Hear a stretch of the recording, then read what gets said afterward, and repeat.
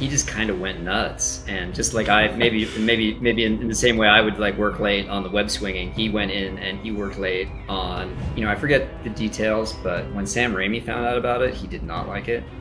Chunks of train data at a time, so you could travel through a much larger world, sort of. And this was even before GTA 3 had come out. So for me, Treyarch was like, we're just a bunch of buds making something together.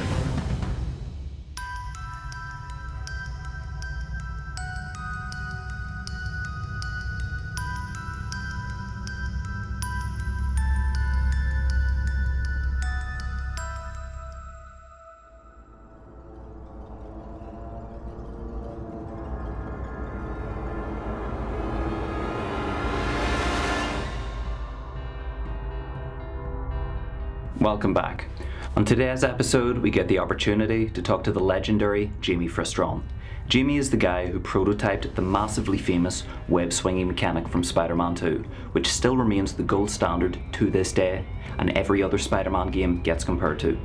Jamie now spends his time as one of the lead developers for Minecraft. So let's take a hop, skip, and a jump down memory lane. Yeah, so Jamie, if you want to just tell us just a wee bit about yourself and some of the past projects you've worked on. Sure. Yeah, I've been doing this for decades now. I was lucky enough to in college to become buds with the people who would later go on to found Treyarch Studios. Oh, my cat's joining the interview. And what's your cat called? Emo. Emo, perfect. And so they kind of got me into the industry and founded Treyarch. I was the second employee and that they hired, and we grew that studio up and made some pretty cutting edge games like Die by the Sword, and got sold the company to Activision and made the Spider-Man games, and that's sort of how I ended up on that. And then after that I went indie. After Spider-Man 2, I went indie for a good long time. Got really beat up as an indie. Like none of my games sold.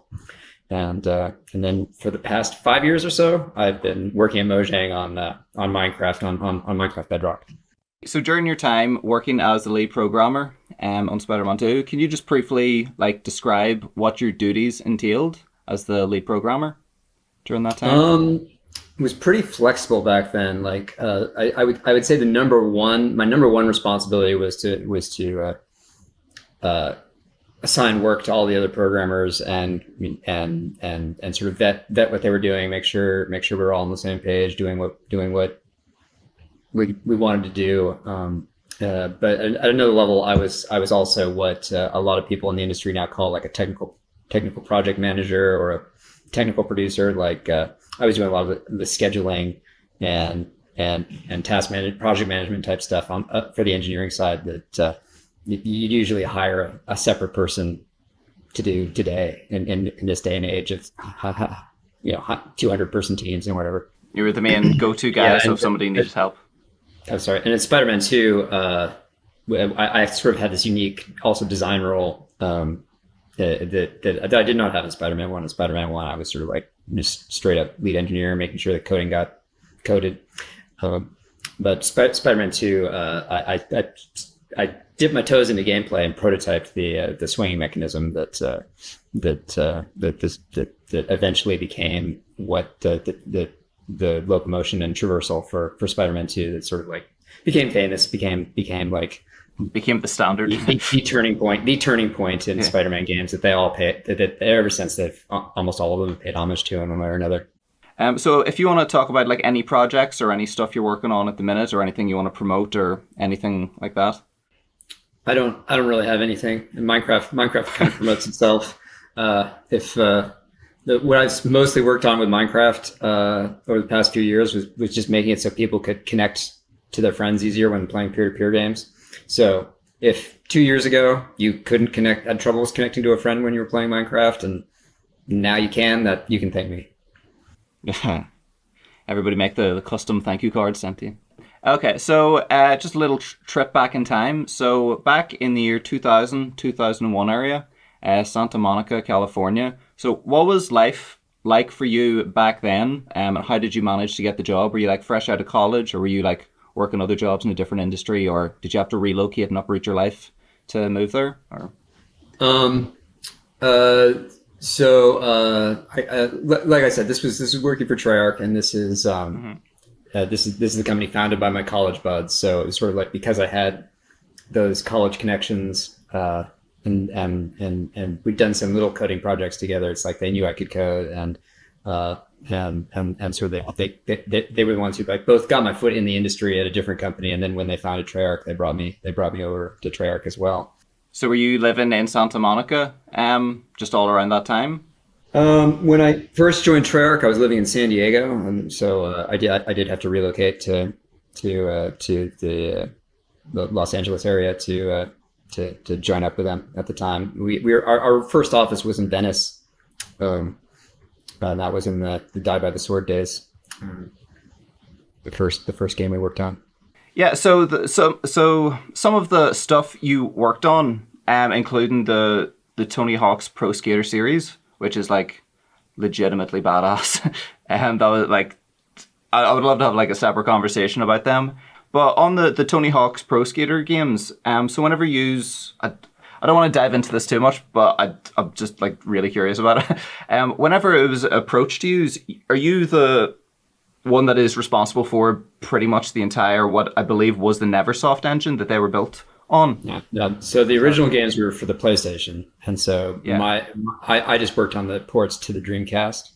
So just taking they made the entire thing, and we just took it and I got it up and running on the Dreamcast, and added a little polish here and there, and a couple of special add-ons and levels and stuff. But yeah, it was pretty much their game. Yeah, no, that's cool. And what was the porting? Obviously now porting is like a lot simpler. What was the porting? What was it like back then compared to now? I'd imagine it'd be a lot more difficult, put simply. It compared to like when you like make a game in Unity and you sort of like press a button to like build for this other platform. It was definitely more challenging than that. It was still quite nice. The Dreamcast was a much more powerful machine than the PlayStation, and so it wasn't one of these situations where you're taking a cool game and you're trying to like fit it make it play on a phone or make it play on some like less optimal tech, and you have to like do all these crazy optimizations just to try to get it to run halfway decent. It just like, for the most part, it was, we just had to recompile for the Dreamcast and rewrite the low level stuff that hooked up to the Dreamcast systems, and boom, it worked and looked beautiful. So prior to getting the job working on Spider-Man, were you a big fan of Spider-Man? Like, were you into the comics, the cartoons, or the games, or like growing up? Or? I have pretty vivid memories of seeing the original pilot for the original cartoon. I didn't see it when it came out, but as I was, watching the cartoon as a kid, eventually got to the pilot, and it's like, oh my God, his Uncle Ben died, and it's kind of his fault. Jesus, how does my mom know I'm watching this? Like, like it was very sort of like, it was a moment. And I also remember trying to invent my own web fluid at one point as a child, mixing up glue and various plant parts, and that's quite advanced for a kid. It just shows, or stupid or optimistic or something. Yeah.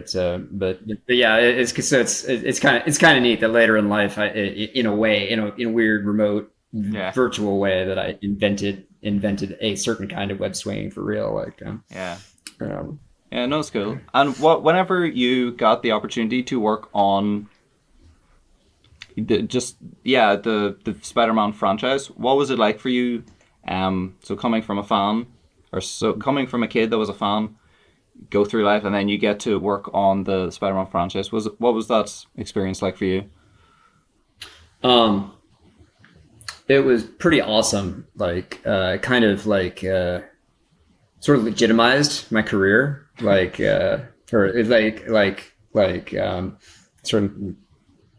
most of us at Treyarch, I think our parents are like, this strange thing our kids are doing. Obviously, there's it's probably not much future in that. Like, And then it's like, hey, yeah, mom and dad, I'm working on the game that goes along with this, big budget Spider-Man film. Probably going to be doing this for the rest of my life. It's real. it's a job. It's a job you can have. So diving into the 2002 Spider-Man game, since I have wrote the questions, I did get a chance to talk to Chris Soares. So I do have a lot more information and understanding of the game than I had when I sent the questions to you. So it had a 6-month development time roughly, and you had to make it on the Neversoft engine. No. No, That's really? not my memory. My memory is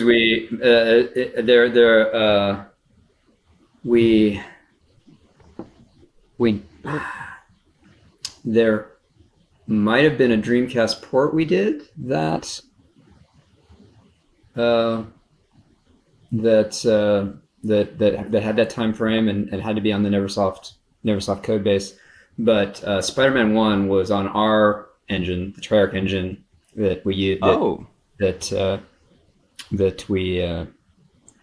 we created for a previous game called Draconis, Cult of the Worm, and that game wasn't particularly successful. It came in late. It was kind of a tragedy all around. But at the end of the day, we did have a decent engine that we put a lot of love and care into. So that's the engine we used for Spider-Man 1 for the first movie game, and it was an 18-month cycle.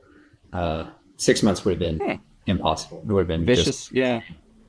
So maybe he was thinking of that original port we did of the Neversoft Spider-Man rather than the Tobey Maguire Spider-Man. And we supported one of our sort of pat ourselves on the back things about Spider-Man 1 was just hitting 3 different consoles at the same time, launching the game on 3 different things. That I think had maybe only been done once before in the games industry, that simultaneously shipping to so many different devices at the same time.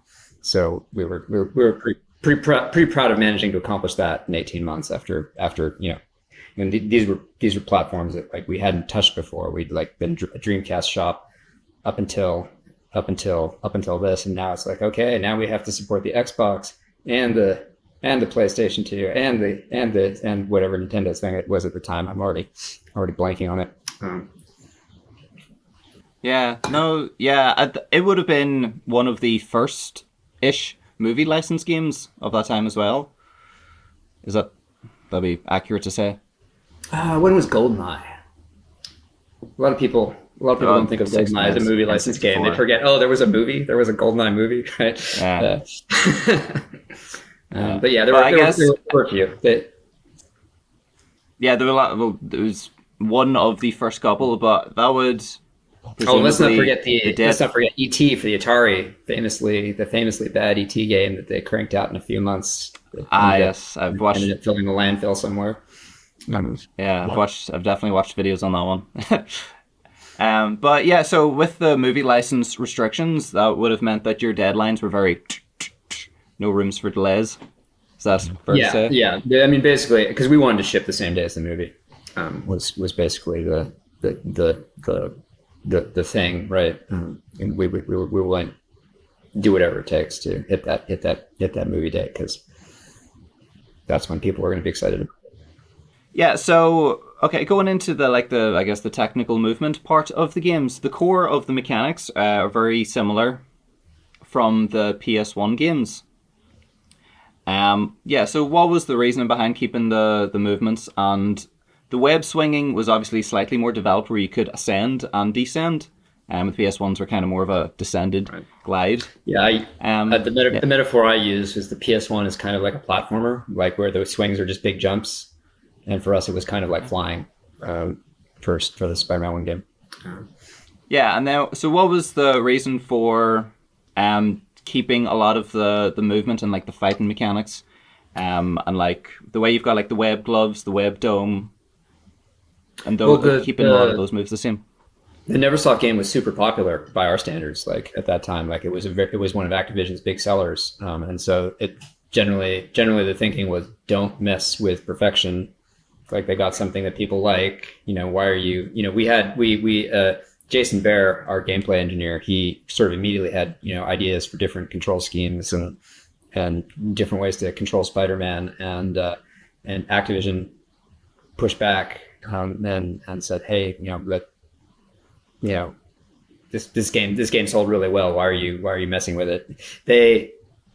I don't think any of us really appreciated how well the game would sell, that the movie would be so popular and then it would drive so many sales of the game. And then regarding programming, so the look around and web targeting mode, which like on the PS2 would have been R3, where it puts you into the view and the wee icon comes up and you can choose where to zip to. So was it originally meant to, when working on, was it originally meant to be something else? Because I've seen videos of, I think it was Chad Finley from the first one, from the Neversoft first Spider-Man game, talking about it, and they said they wanted it to be a more complex web swing type of thing, but they couldn't get it to be what they had in their heads. So I'm just curious from yourself, was it originally meant to be something else, or was it just it was in the PS1 games, it worked, keep it? I barely remember that mode. Yeah. I have no idea. I have no idea what the thinking was there or how that planned it. I'm actually right in the middle of the new Spider-Man 2 right now. About 60% complete. So there's lots of places in that game where you like pick a spot on the wall where you can zip to, and I was actually on that's pretty cool. That's a nice feature, and I totally forgot. Yeah, we had it too. Yeah, no, I haven't played 2 or the one before it, Miles Morales. I don't have a PS5 yet, and life takes a bit of priority on that one. But no, it's I got to borrow a PS5 from work to test. Test what has just recently been announced is that native Minecraft's coming native to PS5 soon. It's already available in preview. It just launched last week, so I guess that's a thing one could promote. I've been using that to both test Minecraft and play Spider-Man 2. Best of both worlds. Yeah. So when making the game, when you were deciding what gameplay mechanics you wanted to add and incorporate into the game, were there any prerequisites that Sony or Marvel wanted to be in the game? It's like, we need aerial battles because it's the Goblin, or anything like that, or were you given creative freedom to just do what you think is best? Yeah, we had a lot of creative freedom. Like they gave us the script and they gave us some assets and said, here's what things are going to look like, and then we tried to make gameplay around that. We did definitely use the Neversoft game as a model too. The model of like having several boss fights during the course of the game. It's like, well, the movie only has one boss. What are we going to do? So that's sort of where the extra storylines came from. When talking to Chris, he was saying that the game was originally going to be Spider-Man 3, like the sequel to Enter Electro, and they were originally going to have all the Sinister Six come to town and have all those sorts of boss fights. And then when it got transferred to the movie game, he was like, yeah, let's kind of keep a lot of the idea from that and just implement it into the movie game with all the boss fights and stuff. Oh, nice. I don't remember that, but I totally believe that's what could have happened. So the combat for the 2002 game has a lot more moves and combos and ways to interact with the enemies. And what was your creative thoughts and inspiration whenever you were making them? Well, I had very little to do with that part. That was mostly Jason Bear, the main gameplay engineer, and the designers like Tomo and I believe Aki and Ray, but yeah, it was mostly Jason. Jason was a big driving force as being both the guy who had some ideas for how it could work, and just went in and made them happen. James Zachary, the animator, was also pretty important in like in creating moves that had timings that Tomo and Jason liked. But yeah, I was pretty about that stuff. Ah, okay. Well, fair enough. The stuff that I had, no, I thought a lot of the moves were awesome, to be honest, especially for that time. Yeah, and then the city streets in the game are inaccessible. Was the game ever considered to be an open world at that time, or was it always level based? There was a guy working on our team, Greg Taylor, who had this idea. Hey, and he wasn't talking about making the streets accessible, but he was talking about a way of sort of streaming in chunks of train data at a time, so you could travel through a much larger world, sort of. And this was even before GTA 3 had come out, so it was pretty creative thinking on his part. And he like talked about that with me, and I was like, that's a great idea, man. But we've got like at this point we've got 11 months left on the schedule, like or whatever it was. It was like there's no way we can make that happen before we ship. But he was the lead when we started Spider-Man 2, and we said, okay, let's do the GTA thing. He was the lead on the technical side of making that geometry streaming in process happen. That made getting a fakey Manhattan into the game a thing. So yeah, that was when he was kind of the first person who like floated the idea that I remember. Yeah, no, that's awesome. Like even the levels, even the I guess the outside exterior open world levels in the game, they do feel big. Like whenever you're chasing the vulture and stuff and you're following through, it does feel like you are going through a city. Yeah, especially even though there's probably compared to the previous games, yeah. Whenever you're like playing like some of the outside boss battles where it's like vulture to goblin, it's just I just really liked how you just see the background, like the sky just getting darker and darker as it transitions tonight throughout the levels. I just thought that was always a sweet touch. And then the secrets in the game, if hopefully you recall them.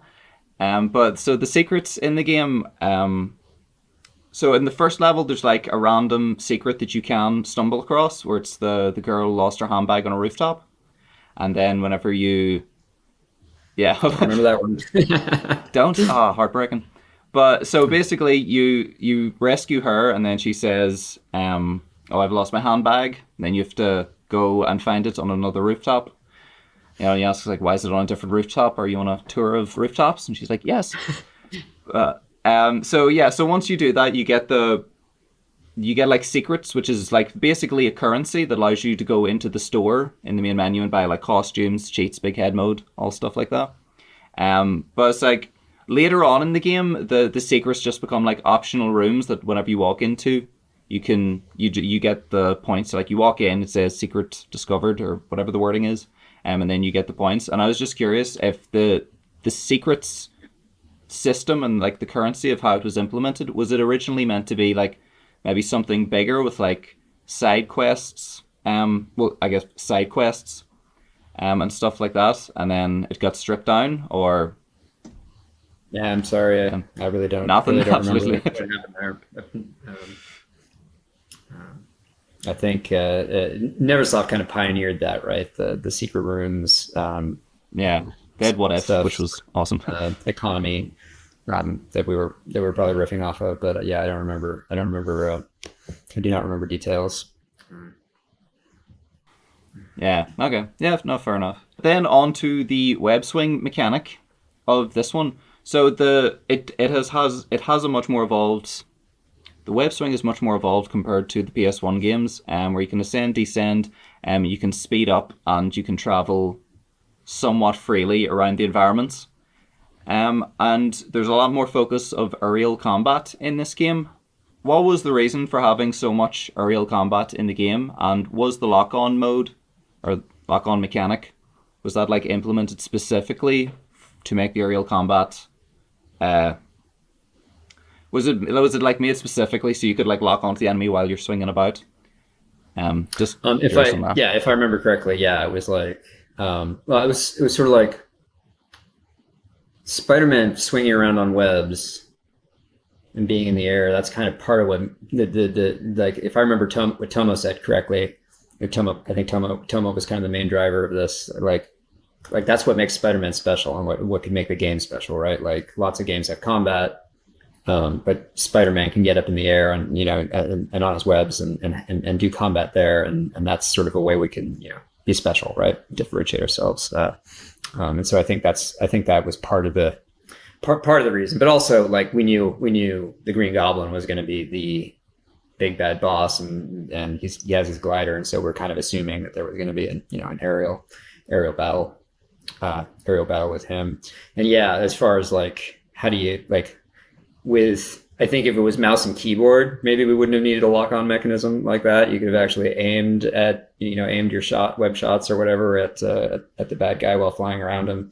But since it was a console, we needed some kind of auto aim, and the lock-on was good. Lock-on lets you do some strategy, right? You can switch which target you're going after.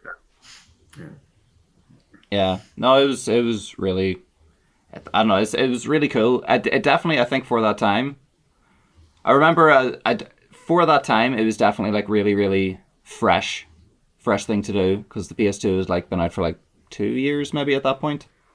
Yeah, and so the Spider-Man 2 web swing mechanic, it was developed during this game, for what I understand. A little bit. And it obviously, I prototyped it during that game. Spent maybe 2 weeks of late nights on it.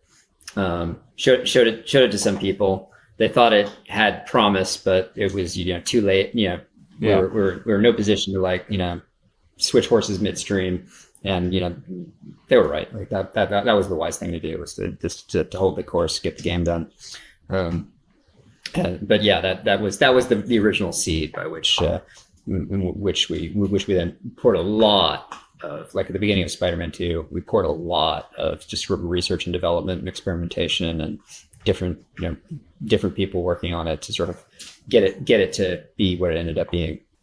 Yeah, no, it was awesome. So whenever you were creating, or at least prototyping it, during the 2002 game, what was your reasoning for, I guess, even beginning to prototype it? Like, what was the train of thought that got you to? So I was a bit inspired by Mark now, and he's a no long-term Treyarch employee. We worked on Die by the Sword together, and one of his game design principles was terrain matters, make terrain matter, and although the web swing from Spider-Man from the first game was like fluid and free and had a lot of cool things about it, terrain kind of stopped mattering, because you could just, if there was some place you're trying to get to, you could just get there by pointing at it.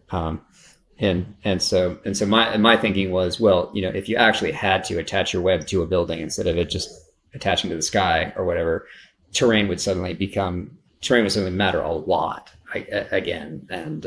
And I had visions of stuff that we didn't really see much of in the game, but I had visions of like, oh, it'd be cool to like end up in some sort of like parallel dimension where there's floating islands or something, and you're swinging from these floating islands, and wow, terrain's really going to matter then. And we never, those visions never materialized on Spider-Man 2, except in like tiny ways, like the Mysterio. Yeah, I was thinking one of the Mysterio missions where you're like chasing like little, into the sky. So that was one of the things. But I also kind of wanted it to be more visceral, the swinging as we had it in Spider-Man 1 sort of felt like, kind of very smooth. And that sounds like a good thing, but what I was imagining, like, if you jump off a building holding a rope, like you kind of feel it in your gut. When you're if you're on a swing, you feel it in your gut. When you hit the apex, and I thought if we use more realistic physics to sort of simulate the swinging, we'd sort of get that, and a lot of people do feel that way. Like, when you're like swinging, getting close to the ground and whipping around a corner or whatever, you tense up, right? And like, and get that gamer face. And, So whenever that's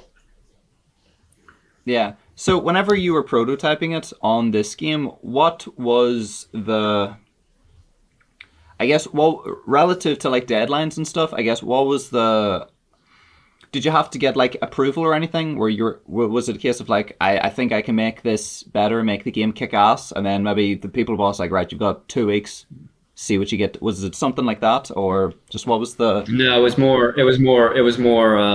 This idea is crazy. I shouldn't be working on it. And so like, you know, at 5, 6 p.m. at night, once it's like when I would have normally gone home for the day, instead I stayed at work and spent worked overtime. We're prototyping this crazy idea. Yeah. Okay. Yeah, I did talk to people about it a bunch before I actually just sat down and do it, and they almost always the reaction was like, "That's crazy. That will never work. And that will be impossible to control." If they said that would never work, did they mean like very, very technically would not be possible? Or did they mean? No, I think they meant like it wouldn't be fun, like it would be too hard to control, and players wouldn't be able to figure it out, and they wouldn't have fun, and they'd throw the game away. Yeah, no. And there was something to that, right? It's a very hard game. It's got a very steep. Spider-Man 2 has a very steep learning curve that I think some people just like played it for 5 minutes and then moved on to something else. Like the one thing Spider-Man 2 did, like, I think was an excellent call was there was like 2 Webswing modes. There was like the simple mode, and then there was the advanced one where it's like you got physics now. Whereas this first one, I think it was like R2, release R2. But the Webswing was kick ass. I do find just the idea of because it was built during the first one, I'd find that fascinating. I was like, you know, we got close to it, but we couldn't implement it. In this game, the Green Goblin is playable. From your like viewpoint or standpoint and workload, what was the reasoning behind making him a fully playable character with his own, like literally own moveset, weapons that are all 100% unique to him, and it's kind of like a bonus thing that most people would only find out about through either word of mouth or like a PlayStation magazine. Like really, for the most part. Yeah, so that's all Jason Bear again. Like, okay. If I remember correctly, like he just kind of went nuts, and just like I maybe in the same way I would like work late on the web swinging, he went in and he worked late on making the Goblin playable, and part of that was just part of it was the process of developing the character in the first place. Our code was fairly modular in the sense of you could hook up different methods of control to different characters, and that was kind of a neat feat of engineering. But it did allow us to say, okay, but you know, this means we can control Green Goblin. Now that we can control Green Goblin, why not give him a few things? And yeah, Jason Bear is kind of a monster. He's one of those 10x coders. When it comes to gameplay, he like gets an idea and he can do it overnight, right? Like, so yeah, very rapidly he had this demo of this Goblin character that was not in the plan, that nobody had said, hey, let's do this. But once he like demoed it, then there was a lot of traction for, hey, let's make this a thing in the game. I forget the details, but when Sam Raimi found out about it, he did not like it. He was like, you broke up there. Did you say he did not like it? He did not, right? He had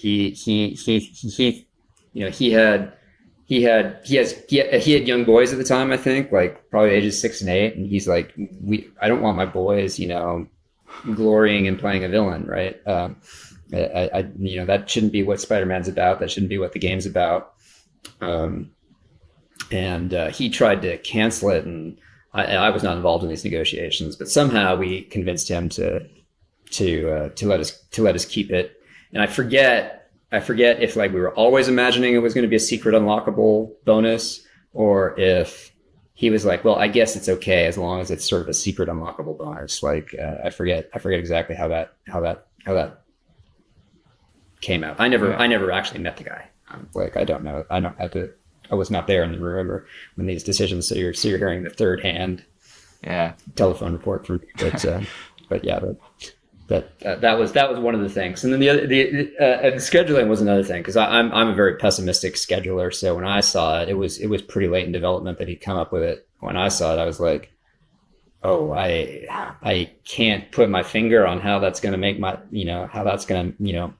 make us late. But come on, like a whole new game mode where you can play every level as this different character. It's like, that's got to be really expensive. That's going to take some time. But they all proved me wrong and sort of like put it together and made it happen. So some of the people on the team did get frustrated at times, because like bugs would occur with the system, and they'd end up having to fix them, and they'd be like, "Wow, we shouldn't have been doing this mode in the first place."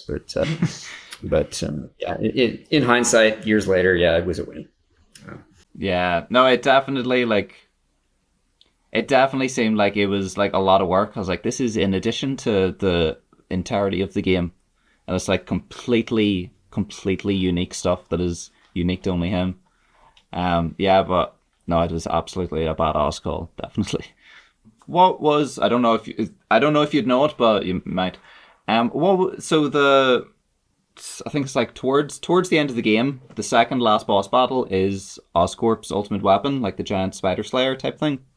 But just what was the inspiration or the thinking behind it when making it? Because it's a stark contrast from all the other enemies in the game, or at least all the other bosses, where it's this massive, gymongous robot that's blowing stuff at you. Yeah, I don't remember where the initial inspiration came from. I do remember being terrified of it when people showed me the initial designs, and I'm like, how are you going to make something so big animate smoothly? Like, our animation technology was not great at the time, and so like really big things with like long arcs of travel, like they would get kind of clip through things, janky.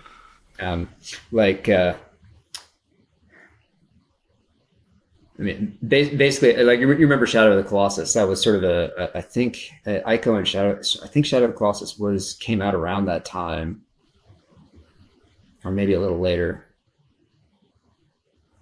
Yeah, it was somewhere around there. I remember being just blown away by Shadow of the Colossus, because they managed to like animate these huge creatures, and I thought, wait, that's really hard to do with the current state of our technology. So I was terrified of it, and I pushed back a little, and you want us to be able to move around on this thing, that we're going to have trouble animating, and it's going to move a meter over one frame, and Spider-Man's going to have to stay stuck to that. Like, you think you can make that work? And Jason Barr was like, yeah, I can make it work. And it was not as easy as he thought. Like, so you might notice, like, there are definitely times where it just stops moving a lot, then lets you travel around on it, and then maybe it moves some, and then you can travel some more. Like, we had to really cut down on how much we imagined it was going to move in order to like make something shippable. No, I think if with the bits where it stops moving, it's like a bit of breathing room where it's like, oh, now I can move without getting everything thrown at me, the kitchen sink thrown at me. It is definitely an intimidating boss. I think that's fair to say, especially when you first stumble across it. It's like, what? Because it just blows rockets and everything at you. So the first boss is Uncle Ben's killer, and his weapons are the shotgun and the flash grenade.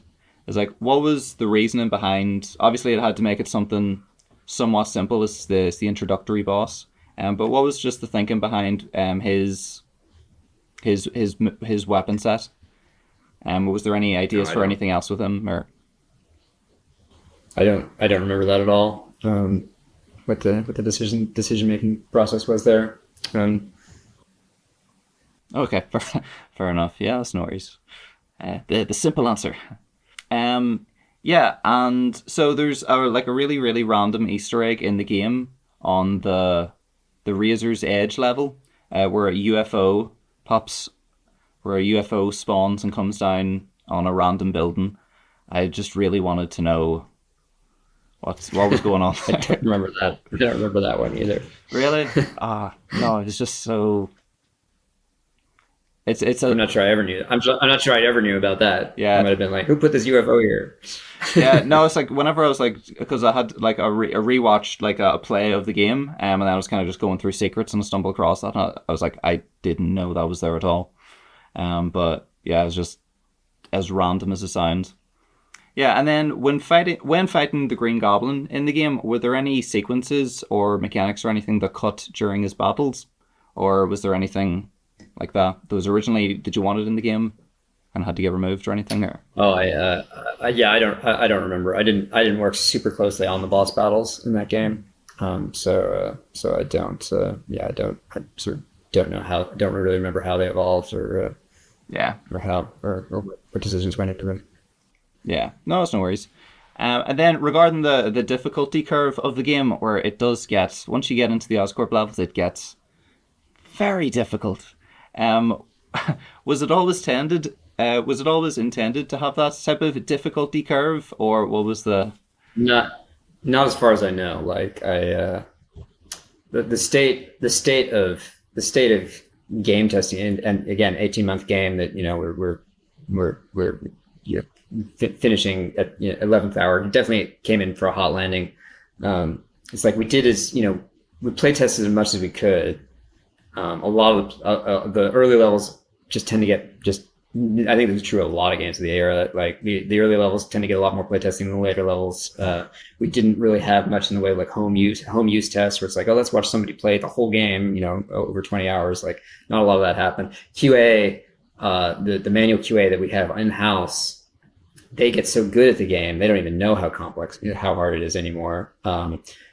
These days, like Halo, I think, was a good example for a team. It's like once they get the game playable, and, start to finish, they still let it bake for another year while they would have like a huge playability lab, go over it over and over and sort of smooth everything out so the difficulty was linear. But we did not have the luxury of that kind of time. Nowadays, I think. Nowadays they do a lot after the fact, right? They launch the game and then look at telemetry to see where it gets hard, and then maybe say, oh, we should probably dial that back. It was very hard. It was very hard to get difficulty right. Yeah, I think that's the case with. Yeah, I think that's the case with the old games. And have you ever played Rayman, the PS1? I have, but not all the way through or anything. No, yeah, I know it's like kind of infamous for its difficulty spike being like it makes a wall look smooth. Like it's hilariously brutal and punishing. But yeah, no, I do think it's interesting. As you said, a lot of games, obviously the front end of the game has a lot more. I guess maybe not in the QA, but a lot more playability, where it's able to smooth out people are learning these moves and these moves like that. So I do think it's interesting how the later half of games do get somewhat appropriately brutal. Yeah, and then so since the game was being made during the same time as the film, was there anything in the game that had to get removed or changed as the film developed, like towards the end, like, oh, this isn't in the film, so you have to take that out of the game, or anything like that? I don't remember anything like that. I think like the screenplay was already done by the time we started work on the game, and it didn't change much. Like the screenplay I read near the beginning of production was a lot like what ended up being on the screen in the end. So that's kind of cool, I guess. So good planning on their part or something. Yeah. No, it's cool. No. And what was it like? Chris was saying that you had because the texture artists needed to see, the suits and the fabrics and stuff like that, for the Spider-Man suit and the Goblin suit. Was there any stuff that you got to see or see? Was there any stuff from the films that you got to see or got to look at specifically that would help your job making the game? I don't remember anything like that for me in particular. I did see a bunch of the stuff. I did see a bunch of the same stuff that they also got to see, but for me, it was more of just an abstract. Oh, that's cool to look at, rather than like this is. I need to see this in order to know how to like model the texture in the bump map or whatever. And Yeah, so going into slightly more, I guess, the technically programming end of stuff. So you say you use I found it crazy. You say you use the Treyarch engine, and then Chris remembered it being on the Neversoft engine. So I'd definitely be interested to see that confusion. But whenever you were programming for the game, like what programs did you use to do your job, pretty much? Like what software programs? Yeah, so just for the engineering, Visual Studio, like that's kind of like what almost everybody in the games industry uses for native code games, like console games. Yeah, and like we had our own engine. We didn't use Unity. We didn't use Unreal.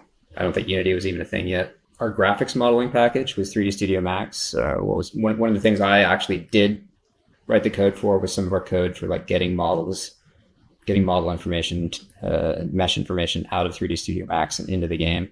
A lot of texture modeling done in Photoshop. Those were probably the big three. Yeah. Did you have to like write?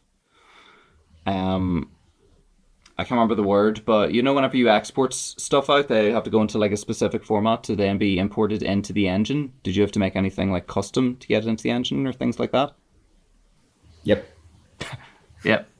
Yeah. It's not very exciting work. It's like take this stream of information that's in this format and then put it in this format that will be load and render quickly. Yeah. No, it's like that was a big part of our. I don't know how boring this is, but a big part of what made it possible to hit 3 different consoles at once at that time was we would take data from 3D Studio Max in one file format, and then we would have 3 different programs that then converted that data to be friendly native formats for the different consoles that they would land on, because each console wanted its data laid out just for optimal performance. Yeah. No, it's good. No, I know you say it's not interesting, but but like personally, I do find it fascinating because it is somewhat of a departure of how it would be done nowadays. Like nowadays, everything is a lot more like streamlined and easy to do, whereas back then it was like manual way of doing it. Yeah, no, it's just the concept of exploring. That sort of stuff still happens under the hood, but it's like it's been done already, and we don't have to do it again. Yeah. Yeah, no, it's just the exploring the time capsule type thing. Like I personally I just find it all really interesting. And how I would kind of a branch off that one is like, how would you compare it to doing the same role on games today? Just like compare what your role was on the Spider-Man 2002 game and like things that were like difficult. Does that make any sense at all? I might just reword that. It's hard. It's really hard to compare just because team sizes are so different. Team makeups are so different. Like I couldn't like a person like the technical director for Minecraft has such an enormous problem space to deal with. And we've got the Java version and the Bedrock version and a creator ecosystem and servers and networks and just all this stuff to deal with, way more than one person can hold in their head. And so you could like maybe drill down and say, okay, what does the person in charge of the single player experience of Minecraft vanilla on Bedrock have to go through? And that might be in the ballpark of what I had to go through on Spider-Man 2. But even then they've got a much more complicated job than I had, because Minecraft is so big and everything's connected to everything else that it's really hard to make changes without inadvertently realizing that somebody who created some content for your creator ecosystem over here was relying on the artificial intelligence system to act in this certain way, and now their content is broken. And yeah, we didn't have to worry about that because we just had our own closed little box that we could play in. Yeah. No, it's cool. No, it's like I've like tried, well, like on Unreal Engine, I've like done stuff like server. Obviously, it's all with the blueprint, so it's the visual scripting. And the server is just, it is just like, I don't know, it's like an extra mountain on top of everything else to have everything run through servers and stuff like that for each individual player and the client and stuff. I guess another thing that's interesting is like I think a very small team could make a game about as impressive as Spider-Man 2 these days. You know, with much fewer people, much less time. Like because the tools are already there in Unreal or Unity or whatever. Yeah. Like I made a traversal game called Energy Hook. It was like a lot like Spider-Man swinging crossed with Tony Hawk's point scoring system. And I did it mostly by myself. I mean, it took 4 years, but mostly by myself. So compared to the hundreds of person years that went into Spider-Man 2, let's say, like technology's come a long way. Yeah. Even hardware, it can just handle. It can handle stuff better. So for yourself, what was the hardest challenge to overcome when making the game, whether it be due to technical limitations or time restraints or things having to constantly get redone? Making it work on 3 consoles at the same time was definitely a new thing for our industry, and so that was quite a challenge. Although at another level, we kind of approached it as like, okay, the easiest console will get done first, and the other ones will straggle, and it just so it's sort of like we kind of held on. Like the Xbox version, I think, was the one that sort of was like in the best shape soonest, because it was I think it was the most powerful machine at the time compared to the other two, and so it's like we got that done well before the movie came out, and then devoted more resources to the other versions. So it's like it wasn't so much that they all finished at the same time. It was just that we held it close to the vest until it was time to like let it out. So whenever you were prototyping the game, like while you were making it, was it like just on Xbox, like get something run? Have it run off the Xbox? Mostly our prototyping was on a PC.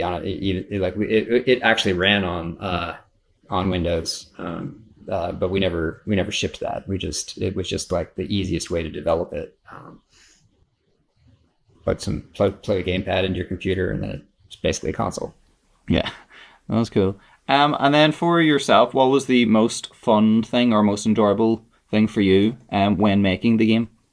I really kind of miss the culture we had back then. Microsoft owns Mojang, and it's very compared to Treyarch and Treyarch. It's very it's very corporate and very formal, and that's also partly because Minecraft is so big with thousands of people working on it. Like you can't just sit down and make something better without getting approvals, making sure you're not going to mess anybody else's work up, and so that the pace is slow, and then there's all the formal bureaucracy structures and the hierarchy, and for me Treyarch was like, we're just a bunch of buds making something together. Like when we at the end of the day, we stopped working and we'd start playing real, RTSs. We'd play Age of Empires 2 or Kohan, and then finally maybe go home to our wives, right? Like or girlfriends or whatever.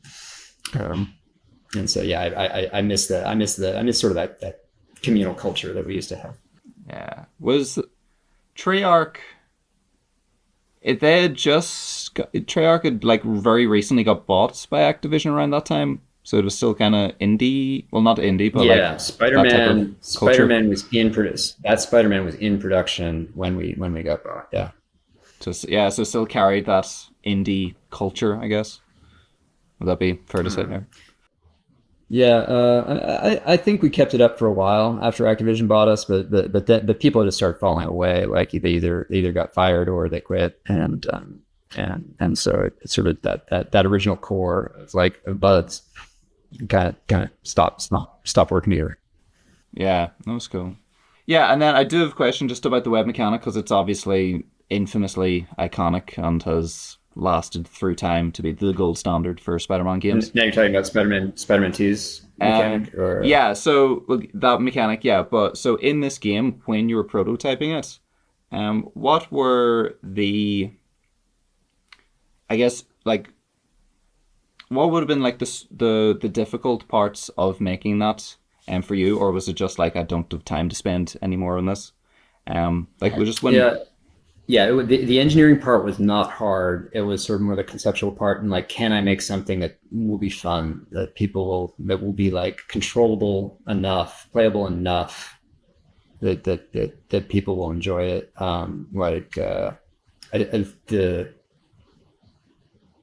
I'd heard that Neversoft had prototyped a system where you could like aim and pick a spot, and that would be the spot your web attaches to and you'd swing from, and that did, and they said it was impossible to control, and I believed it. And I hadn't played with the grappling hook mods for like Quake or there was a popular Tribes was pretty popular back then. I think it had a grappling hook on a mode or option, and I'd heard those were both very possible to control. So finding a way that the computer could like assist you and pick good points for you to swing from that felt good and natural, that was kind of the main challenge for me. And I don't think I nailed it. Like I did something that worked okay, and it wasn't really until Eric Pavone and Andrei Pokrovsky sort of took it over and changed how it worked, that it became something much more fluid and controllable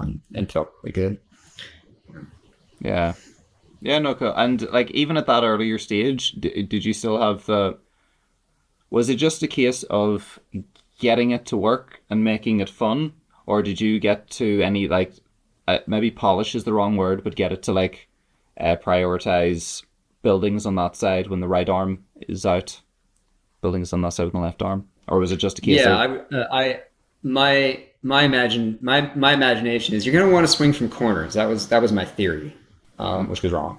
But so I'd mark up the jump with like, here are the building corners, and then sort of like pick a cone, and then within that cone that you're traveling in this direction, like, pick what might be the best corner from that, like the closest corner from that, and that's sort of what my code did.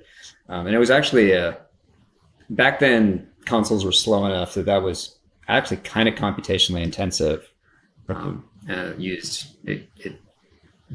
I think, if I remember correctly, it could use like a noticeable chunk of a millisecond of our frame rate, and you only have, if you're a 30 frames per second game, you only have 33 milliseconds for a frame. So using a whole millisecond was kind of like, that's a lot. And that's another thing. I mentioned Andre before. Another thing Andre did was he did a good job of sort of like getting that down and like not doing. One thing he did was not do it every frame. That's the sort of obvious fix that I would have thought of. But he also did some like some big brain Andre stuff that I don't know if I would have also been able to figure out. No, that's awesome. And for your role, would it have been your role or part of your role for the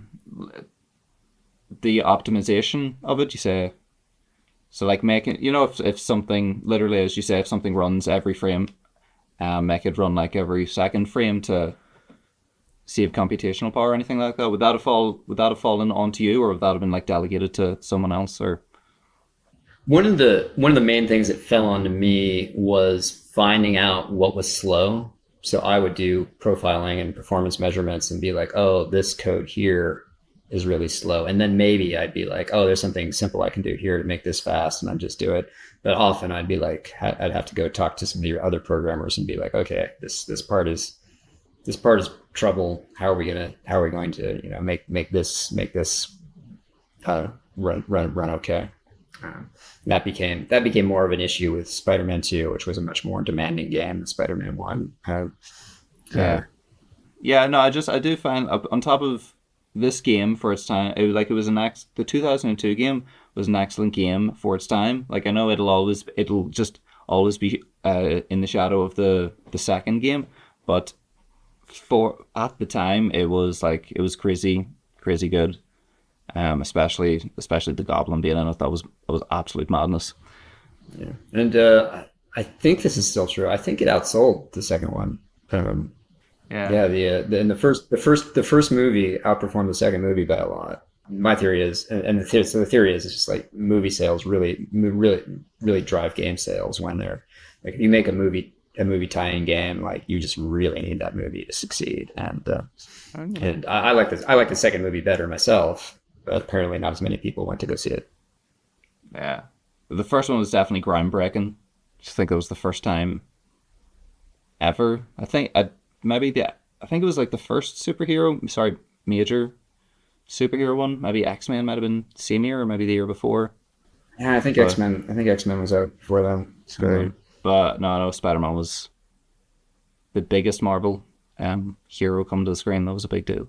Yeah, I just like, what is your thoughts and experience just working on movie licensed games, as opposed to not games that are not movie licensed? Like, what is it?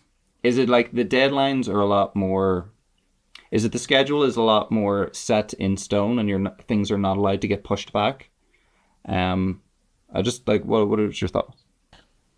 That's one of the things, which in a way, I kind of like that. Like, if you have if schedule is clearly your highest priority, that's something you can optimize for. With later games I worked on, where it's like, yeah, we can always slip, figuring out how to balance, well, what's more important, schedule or quality of the code or quality of the user experience, or this that or the other priority. Like, it becomes much less clear how to balance that. And so I have a pretty good method of scheduling for hard ship dates, which often require like making lots of sacrificial cuts, but it worked. Like at Treyarch, I shipped the 2 Tony Hawk games and the 2 Spider-Man games, on time and on budget. And after that, when I didn't have to do that, like my indie games, where it's like, yeah, I can ship this whenever I want. Like, I tended to spend maybe too much time on them. Yeah, no, it's cool. Yeah, no, dude, like, yeah, no, that is all the questions I have. I would like genuinely love to have a conversation with you, like, at a future point of sometime, about both Spider-Man 2 and the Tony Hawk games, because that whole skate wave era was absolutely awesome, and those games were, I mean, groundbreaking would be putting it lightly. It was just, they were like, yourself, they were part of that perfect storm of Tony Hawk nailing the 720. And you've got those games, and then you've got the whole Jackass era, and they were massively promoting the skateboarding on the side with Bam and Steve and all them ones, and it was just like the perfect wave of skate culture. My experience there is pretty limited, though, because I was just on the Dreamcast port, and so it's like I didn't have really anything to do with the hey, maybe we should make a skate game or anything like that. It was really just, let's take this great game that's super popular and successful and make it run over here. Yeah, no, that's no problem. But yeah, no, like, I would love to in the future. I really enjoyed working on it. Like, I spent so much time just playing it while I was on that project. Like, because I was kind of, I saw my, I'm the lead programmer, but I also kind of saw myself as the front line of QA. Like, I'm like, before I hand stuff off to the QA, I need to make sure it works myself. So like every day, as we're making fixes, I would soak test manually, and make sure it was running. But basically, I was just playing. The perks of the job, so to speak. But yeah, no, I'm glad you enjoyed the rest of your evening and enjoy the camping trip. All right, good luck with the rest of your project. No worries. See ya. Thanks. Bye. Bye. If you enjoyed the video, like, comment, subscribe, support the channel on Coffee and Patreon. And if you didn't enjoy the video, like, comment, subscribe, support the channel on Coffee and Patreon. Right, good luck.